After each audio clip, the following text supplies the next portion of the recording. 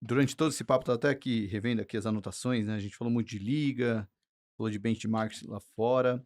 Thiago escreveu um livro aqui, É, tá? então, eu Ele gosto de é qua escrevendo para ir já memorizando o que que foi dito aqui. Mas a minha pergunta, eu nem sei se tem resposta, pessoal, mas eh, ligas geralmente, né, a gente vê nos campeonatos aí mundo afora, são 20 times na Série A, 20 times na Série B. Eh, aqui no Brasil, talvez uma peculiaridade no Brasil, né, a gente já falou isso em alguns episódios, mais da metade dos times começa o ano falando: "Esse ano é meu". Mesmo que o time não tenha a menor pretensão ou vontade. É muito Você vai bom, falar né? de novo do Léo Jardim, do Léo Não, Pelé? então, teve esse caso emblemático do Vasco, né, mas e agora nesse tabuleiro, entrou o Red Bull, entrou o Bahia, que é um time grande, mas não é um time que disputava o Brasileirão, né, ano a ano. Atlético Paranaense já tá ali nas cabeças, né, todo ano. Muito bom Fortaleza, né? Fortaleza. bons trabalhos, né, vamos lá, Atlético Paranaense, Não, Fortaleza é trabalho, né, consistência de consistentes. trabalho. E eu fico pensando, o que vai acontecer com a primeira divisão do futebol brasileiro daqui uns 5, 10 anos, né? Será que a gente vai de fato ter uma grande diversidade aí de clubes que talvez terminaram o século passado como os maiores clubes do Brasil e podem virar coadjuvantes? Vocês acreditam nesse potencial de transformação dos principais players do futebol brasileiro?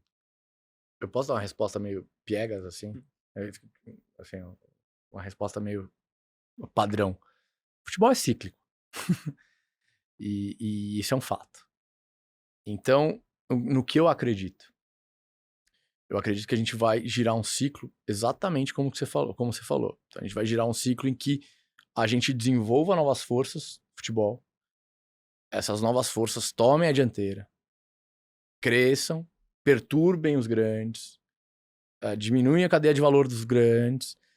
Os grandes vão perceber em um determinado momento isso, vão ter que partir para uma solução alternativa, que eles vão ter que agregar ainda mais valor ao desenvolvimento da sua atividade, talvez trazendo um investidor colateral, talvez fazendo uma reestruturação societária, talvez montando uma parceria, enfim.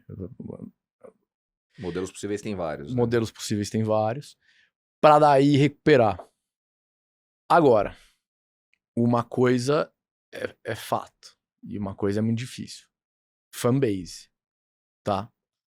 A base de fãs, a base de torcedores, ela, dentro desse ciclo, ela é quase imutável e ela é quem talvez conseguir destravar esse fator, talvez consiga agregar o maior valor perene dentro deste processo. Destravar valor, você diz roubar torcedores? Roubar torcedores. Ou formar novos torcedores. Ou formar novos torcedores. Então eu ia partir justamente para isso. Então, se algum clube conseguir fazer o que o Flamengo, por exemplo, fez lá atrás, que é expandir sua base de torcedores para outros estados, e torcedor ocioso é o que mais existe, né? Não são 220 milhões de brasileiros que torcem efusivamente, não é, isso não acontece. Ou até você cruzar barreiras, como fizeram os europeus, você consegue efetivamente se perenizar dentro desse ciclo. Então, eu acho que o grande desafio desse ciclo, eu não acho, sinceramente, que vai mudar muito os poderes num longo prazo. Mas o grande desafio é fazer, por exemplo, o que o Atlético Paranaense fez. Que ele mudou efetivamente de forma perene de patamar. E construiu torcida. E Né? construiu Você volta lá torcida. no começo da década de 90, a gente olhou muito isso por conta do Curitiba, né? A torcida do Atlético Paranaense era era metade da torcida do Curitiba, né? Hoje ela tá em pé de igualdade, se não for um pouquinho maior ainda. Então acho que essa é a brincadeira, mas que de fato eu acho que a gente vai presenciar um enfraquecimento dos grandes nos próximos anos, para depois haver uma recuperação de força dos grandes. Eu acho que é muito provável. Acho que, de novo, fazendo zoom out aqui, voltando em 16, né, com o ano que a gente começou o Outfield, e o ano que Palmeiras e Flamengo estavam no meio do turnaround, a figura, você pega a tabela do Brasileirão em 2016, ela era bem diferente da tabela de hoje, né? Tem essa turma aí entrando no top 10 ali, né? O Fortaleza, o Atlético Paranaense, o Ceará acabou sendo rebaixado.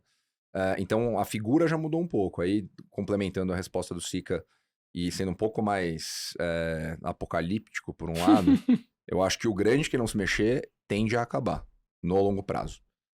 Nesse movimento cíclico, se o grande não entender que ele tem que mudar a forma como as coisas são feitas, o grande tende a diminuir, o grande tende a ficar mais fraco. E aí tem exemplos no futebol europeu de clubes, né, que foram enfraquecendo até chegar ao ponto de quebrar. Alguns deles voltaram, caso da Fiorentina, caso do Napoli, mas tem toda uma história aí de enfraquecimento. Quem não muda vai se enfraquecendo e vai ficando, vou falar menor, mas não tão grande quanto era. Irrelevante. Menos relevante, exato.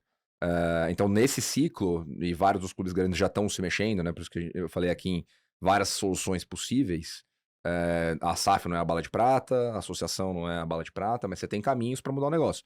Ou você muda, né? A gente fala muito isso no Outfield, a forma de fazer futebol mudou. Se você não mudar, você vai ficar para trás. Então, nesse ciclo, quem não mudar, aí a minha opinião é que tende a ir ficando para trás com o tempo. Eu concordo muito, mas espero que os grandes, em algum momento dessa cadeia alimentar, eles percebam que eles precisam destravar. A gente tem uma peculiaridade dentro do futebol brasileiro, é que as nossas grandes... São muitas as grandes marcas, né? Sim. É diferente de... E com muito volume de torcida, né? E com muito volume de torcida. Então, talvez aquela história do colchão... A torcida é um grande colchão, né? O Corinthians. Puta, que colchão. Não tem... Assim, não... mas precisa fazer um trabalho para experimentar tudo que pode evoluir.